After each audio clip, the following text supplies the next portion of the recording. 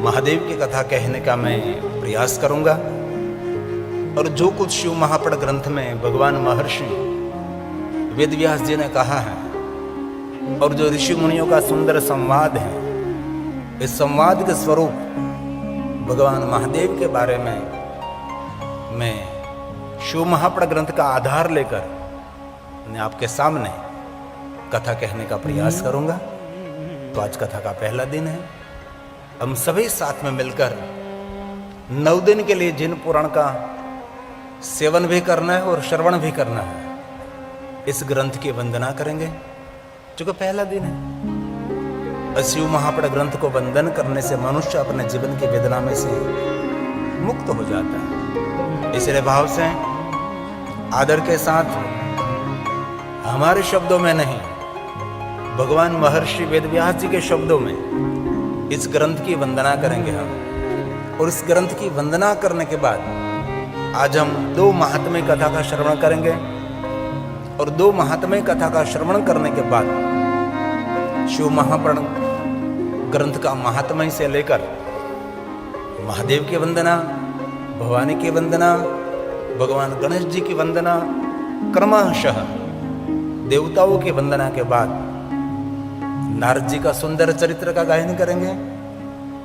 और भगवान विष्णु और नारद जी का सुंदर संवाद है, और ब्रह्मा जी और नारद जी का संवाद है, भगवान विष्णु जी और देवताओं का संवाद है।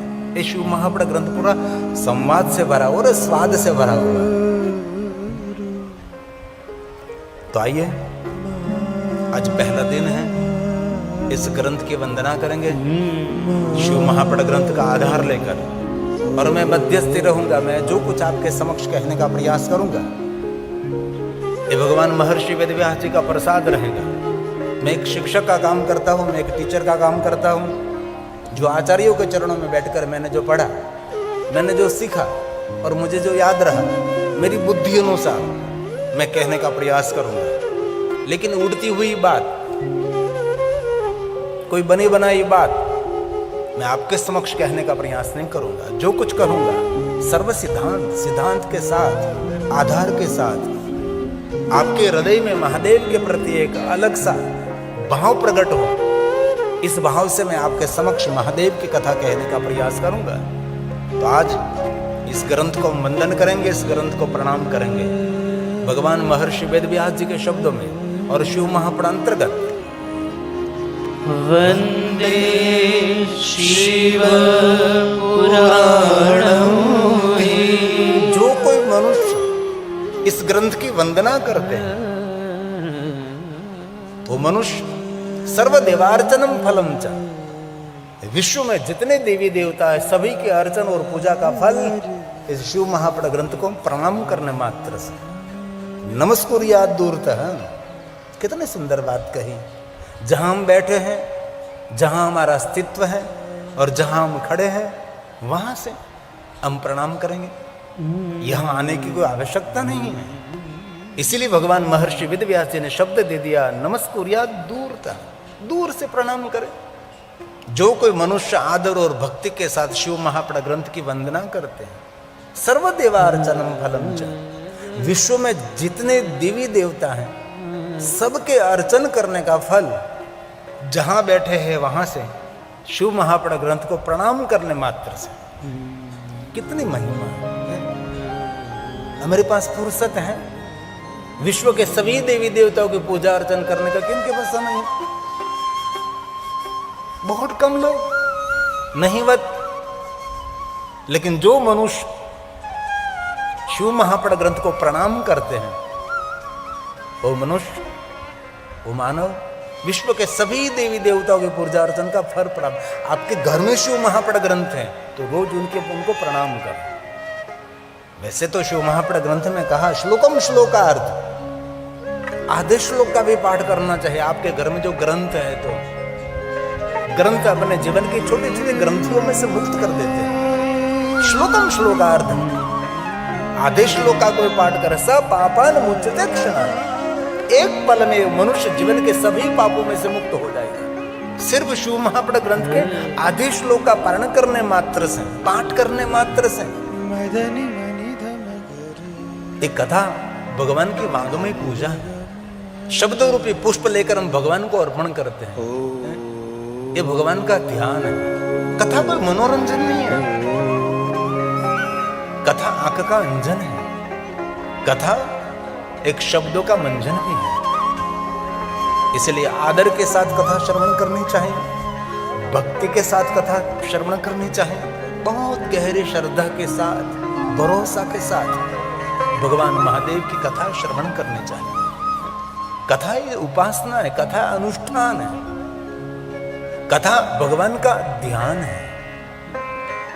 इसलिए कथा कोई सामान्य वस्तु नहीं है। बहुत कम लोग भगवान की कथा श्रवण कर सकते हैं। शिव महापड़ ग्रंथ में तो कहा भी है, सबको शिव महापड़ ग्रंथ में प्रेम और प्रीति नहीं रहती। जिन्होंने जन्मांतर बहुत पुण्य किया,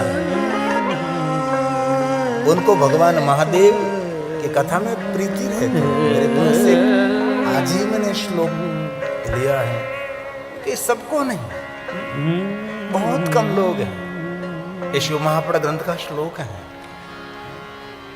जन्मांतरे भवेत् पुण्यम।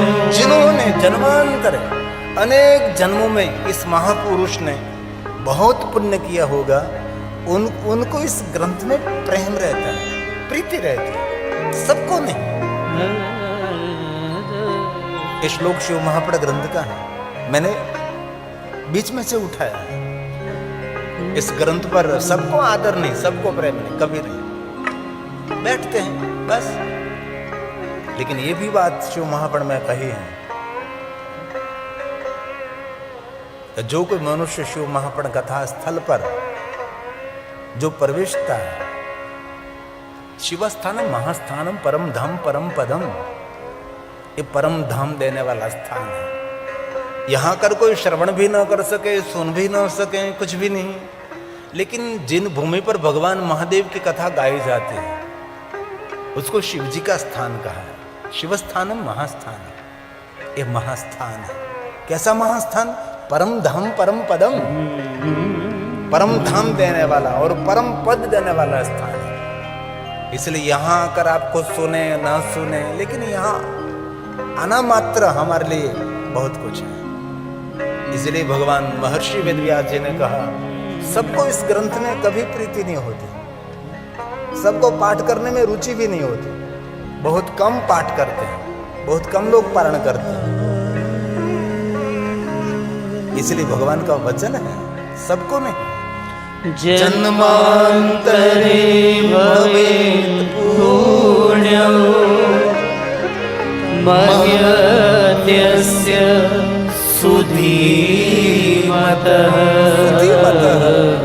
बुद्धिमान महापुरुष, श्रेष्ठ बुद्धिमान महापुरुष ने पूर्व जन्म में कोई बड़े बड़े पुण्य किया होगा, उनको इस शिव महापड़ ग्रंथ में प्रीति रहेगी, प्रेम रहेगा। तस्य प्रीतिर्भवेत् तत्र महाभाग्यवतो मुनेः। महाभाग्यवतो मुनेः। सबको नहीं, बहुत कम लोग हैं जिनको ग्रंथ में प्रीति रहती है। इसलिए आज कथा का पहला दिन है, हम शिव महापड़ भगवान को प्रणाम करते हैं। कथा एक माइंड साइलेंट भी है। कथा कोई शोर नहीं है, शोर बकोर नहीं है। कथा एक ध्यान है और शांति से श्रवण करनी चाहिए। और कथा श्रवण करने के बाद जीवन निर्माण करने का संकल्प भी करना चाहिए। अब 9 दिन कथा श्रवण करने नहीं, कथा में से कोई मोती पकड़ पकड़ कर मोतियों की माला पहननी है। इसलिए कथा कोई धड़ाधड़ी नहीं है। कथा एक शांति का विषय है। कथा ऋषि मुनियों की परंपरा है। कथा हमारे पूर्वजों की परंपरा है। और सच कहूं तो कथा महादेव की परंपरा है। अत्र वक्ता महादेव, ये शंकर भगवान की परंपरा है। कोई आपको पूछे इस कथा किसने प्रारंभ किया, तो आप बहुत गौरव के साथ कह सकते हैं कि महादेव ने प्रारंभ किया। और आपको याद है कोरोना काल में सारी दुनिया बंद हो गई थी, कोई नहीं है? सब कुछ बंद हो गया था, लेकिन गौरव से कहते हैं दुनिया बंद हो गई थी लेकिन भगवान की कथा बंद नहीं हुई थी। हम कथा गाते रहे और टेलीविजन के माध्यम से हम दूर दूर तक कथा पहुंचाते रहे।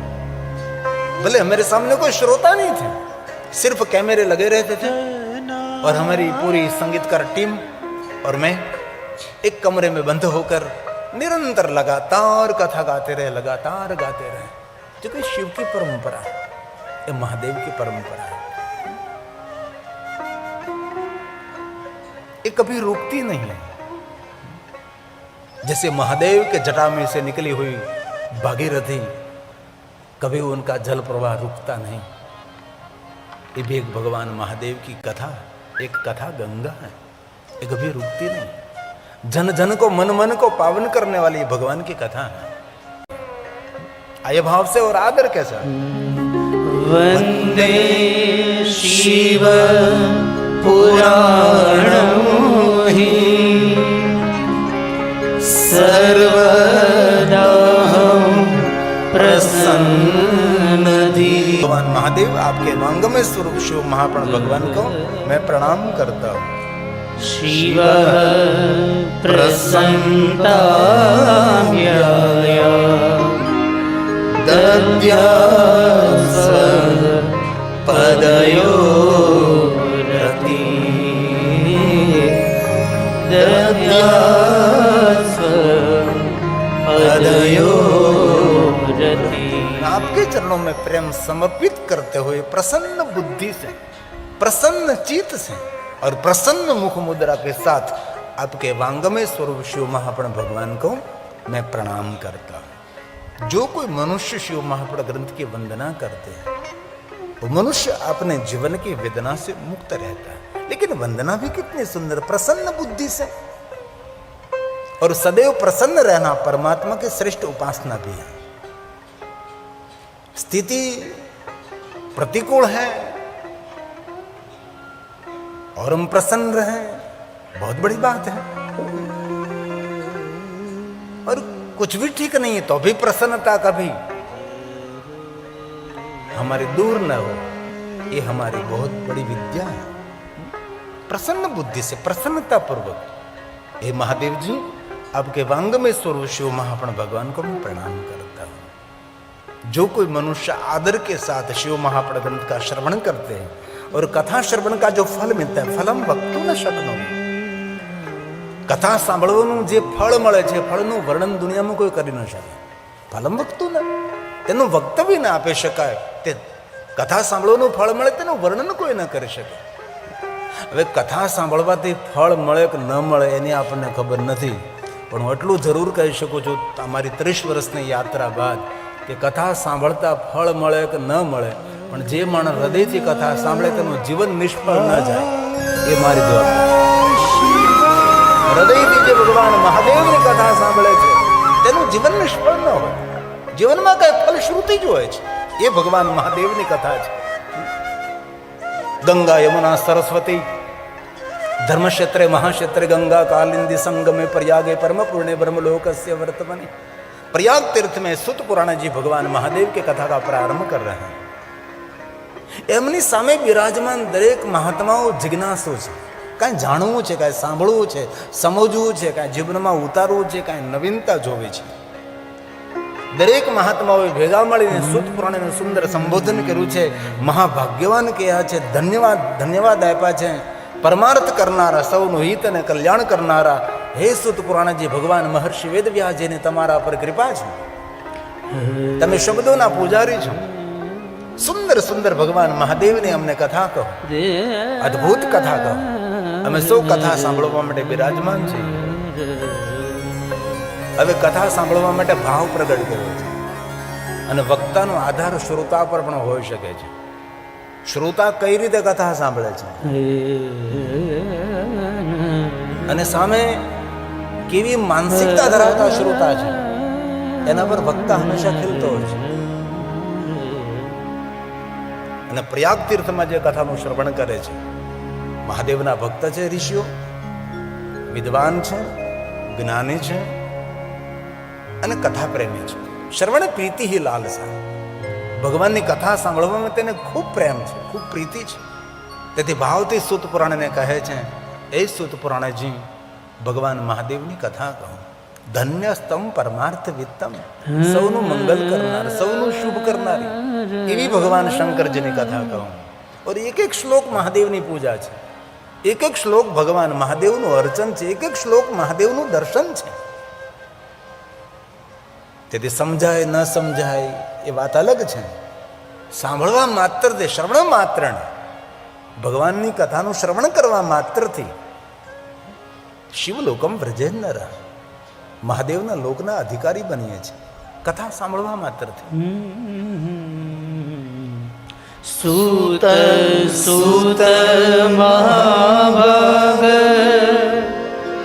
ધન્યસ્તવં પરમાર્થિત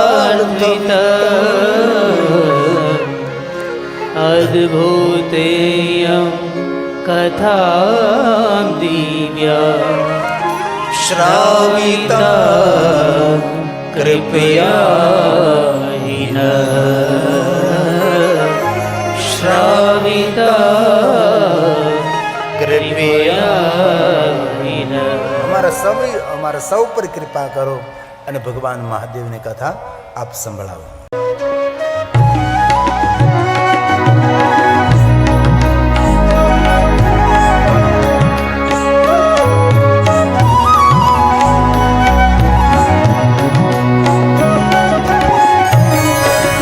શિવ મહાદેવા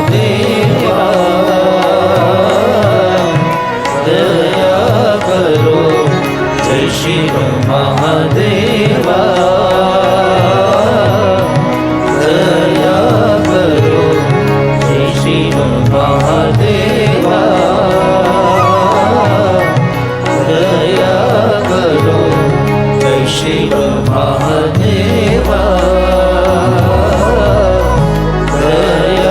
કરો, જય શિવ મહાદેવા દયા કરો.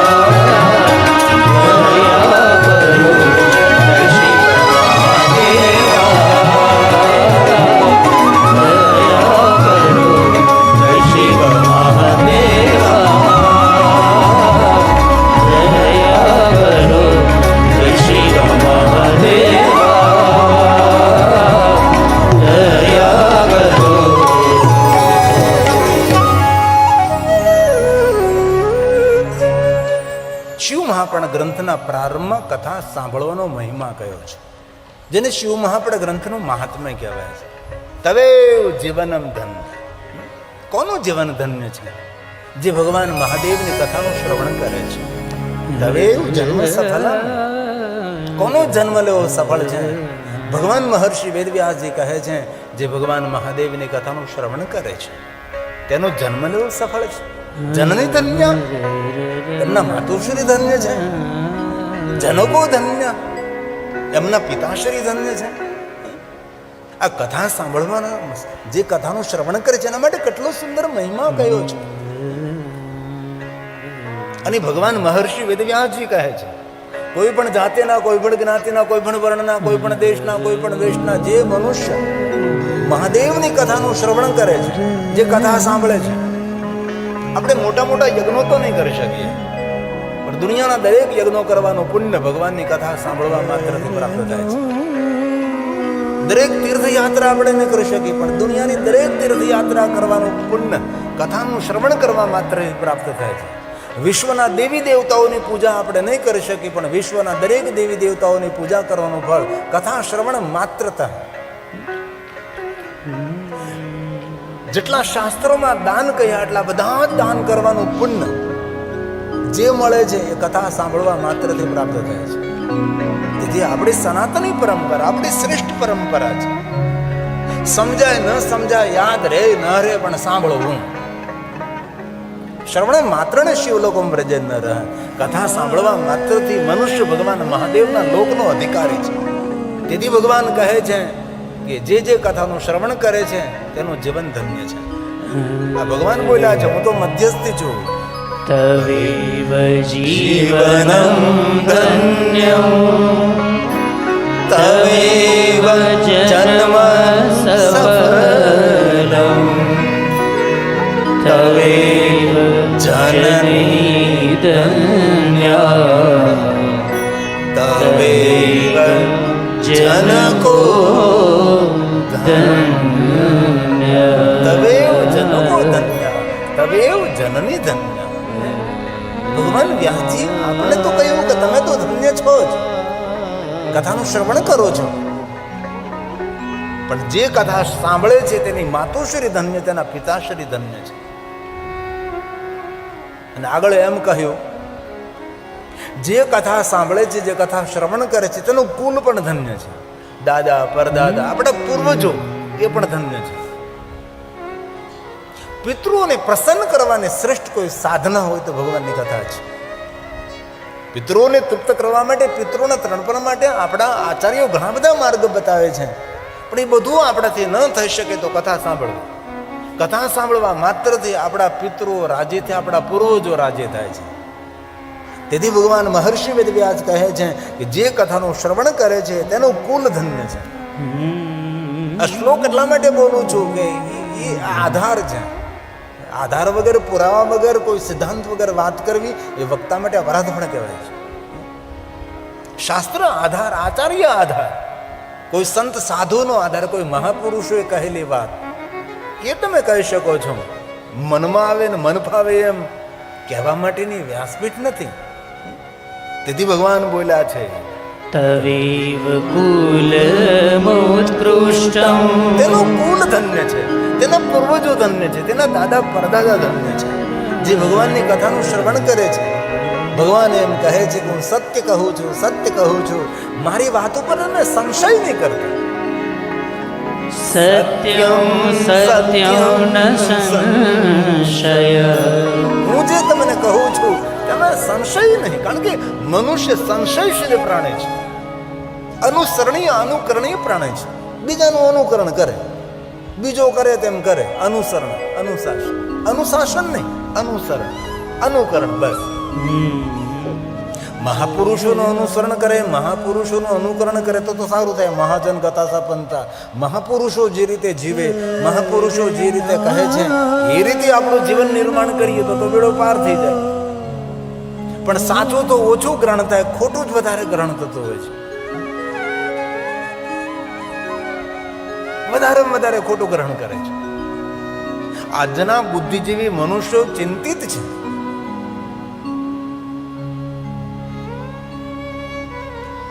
આઈમાં કહ્યું કે બાળકોને મોબાઈલ ખરેખર માણસને ડેમેજ કરી રહ્યો છે,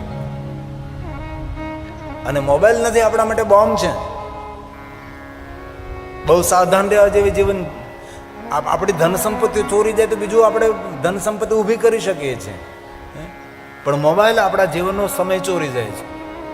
આપણા જીવનનો મૂલ્યવાન સમય મોબાઈલ મોટો ચોર છે, સમય ચોર. હાથમાં લીધા પછી કેટલો સમય જતો રહે રીલ્સ જોવામાં, એની આપણને ખબર નથી. અને ધન સંપત્તિ ગયા પછી ફરી પાછો મળી શકે છે, પણ જીવનનો ગયેલો સમય ફરી પાછો મળતો નથી. અને 24 કલાકમાં 3 કલાક જ આપણે કથા સાંભળવાની છે. 1 કલાક ચાલો ભાઈ 2 કલાક આવવા જવામાં, એ 9 દિવસ માટે જ 5 કલાક આપવાની છે. અને 5 કલાક માટે કેટલી સુંદર સુવિધા છે, કેટલી સુંદર વ્યવસ્થા છે, કેટલી સુંદર ભોજન પ્રસાદની વ્યવસ્થા છે, કેટલી સુંદર કથા સ્થળની અંદર વ્યવસ્થા છે. એ કથા સ્થળ કથા મંડપમાં આવ્યા પછી ખબર નથી પડતી કે આ ચૈત્ર મહિનો ચાલે છે, ઉનાળો ચાલે છે. આવી સુંદર સુવિધા વ્યવસ્થા છે. બાકી બહાર તો કેટલી ગરમી છે. તેથી ભગવાન કહે છે હું સત્ય કહું છું, સત્ય કહું છું. જે કોઈ કથાનું શ્રવણ કરે છે તેનું કુલ ધન્ય છે, તેના પૂર્વજો ધન્ય છે, તેનો જન્મ લેવો ધન્ય છે, તેનું જીવન ધન્ય છે. અને જેના હૃદયમાં મહાદેવની ભક્તિ છે તેનું જીવન ધન્ય ધન્ય છે. મહાદેવ પ્રત્યે જેનો પ્રેમ છે, મહાદેવ પ્રત્યે જેનો આદર છે. ભગવાન વ્યાસ બોલે છે કે જેને હૃદયમાં મહાદેવની ભક્તિ છે, યતઃ સદા શિવે ભક્તિરી દ્રશી ત્વયી રાજતે,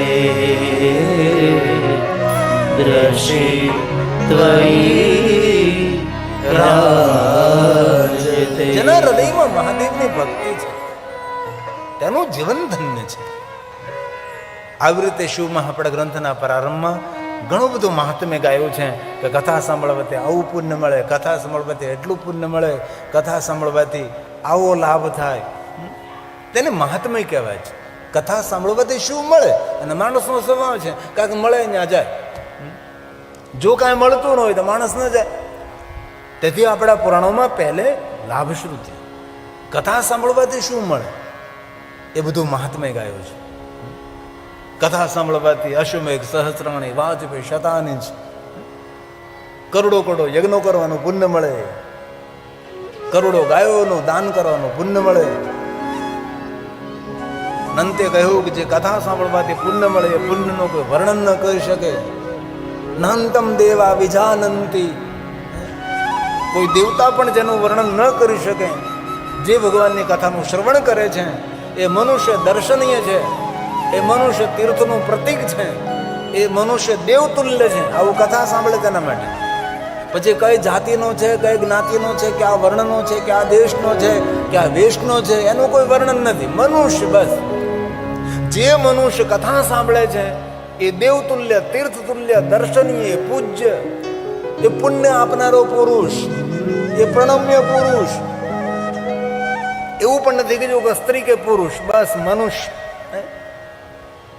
અંતે કહી દીધું જે કથા સાંભળે છે રુદ્રા એવ નઃ સંશય, ઓ સાક્ષાત રુદ્ર તુલ્ય છે.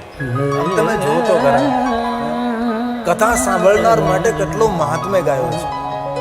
આપણને ખબર છે આપણે રુદ્ર તુલ્ય છે, એ તો આપણને ખબર હોય ને કે આપણે રુદ્ર તુલ્ય છે. રુદ્રમાં જે સદગુણો છે આપણામાં છે. શિવ મહાપડ ગ્રંથમાં શિવ ભક્તોના ગુણોનું વર્ણન કર્યું છે કે મહાદેવનો ભક્ત કોને કહેવાય. ભાલમાં ભસ્મનું ત્રિપુંડ એ તો ભગવાન પ્રત્યેનો ભાવ છે અમારો. રુદ્રાક્ષની માળા એ તો ભાવ છે અમારો. અમે ભગવાન શિવના ભક્ત છીએ, એના માટે અમારા સુંદર સંકેતો છે, અમારી ઓળખાણ છે. પણ મહાદેવના ભક્તોના સદગુણ કેટલા, સાચો શિવ ભક્ત કોણ તેનું વર્ણન કર્યું શિવપુરાણ ગ્રંથની અંદર. બહુ વિસ્તૃત છે. અને એ ભગવાન વિષ્ણુજીએ વર્ણન કર્યું છે. એ દેવતાઓ મહાદેવના ભક્ત કોને કહેવાય, તમારે શિવ ભક્ત કોને સમજવો તમારે, તેનું વર્ણન શિવ મહાપડ અંતર્ગત છે. ભગવાન મહર્ષિ વેદવ્યાસે તો કહી દીધું કે જે કોઈ કથા સાંભળે છે સાક્ષાત રુદ્ર તુલ્ય છે. અને મહાપુરુષોનું મંતવ્ય છે. મહાપુરુષોનું કહે છે કે જે મનુષ્ય મહાદેવની કથા સાંભળે છે એ સાક્ષાત રુદ્ર તુલ્ય છે. એ શંકર ભગવાનનું પ્રતીક છે. અમારા માટે તમે સૌ ભગવાન મહાદેવના સ્વરૂપો છો. અમે તમારા પૂજારી છીએ. સુંદર સુંદર શબ્દોરૂપી પુષ્પ લઈ 9 દિવસ માટે અભિષેક કરવાનો છે. અને વક્તા માટે તેના શ્રોતા જ તેના ભગવાન હોય ને. કારણ કે વક્તાની શોભા સાંભળનારો શ્રોતાજનો છે, કથા સાંભળનાર છે. તેથી શિવ મહાપડ ગ્રંથના પ્રારંભમાં કહ્યું છે, ये शृण्वन्ति मुने सेवा હે શ્રેષ્ઠ મહાત્માઓ, આ તમે સાંભળો જ ના. શૃણવંતી पुराणं शास्त्रमोत्तमम्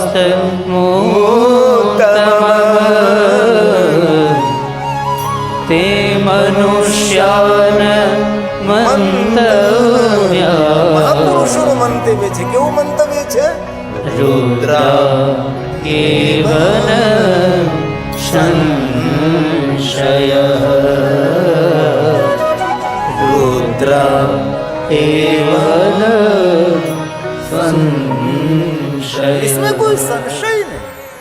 જે મનુષ્ય મહાદેવની કથા સાંભળે છે એ સાક્ષાત રુદ્ર તુલ્ય છે. કેટલો મહિમા છે કથા સાંભળવાનો.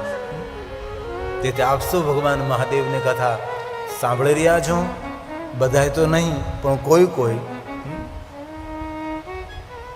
પણ જે કથા સાંભળે છે તે ધન્ય છે.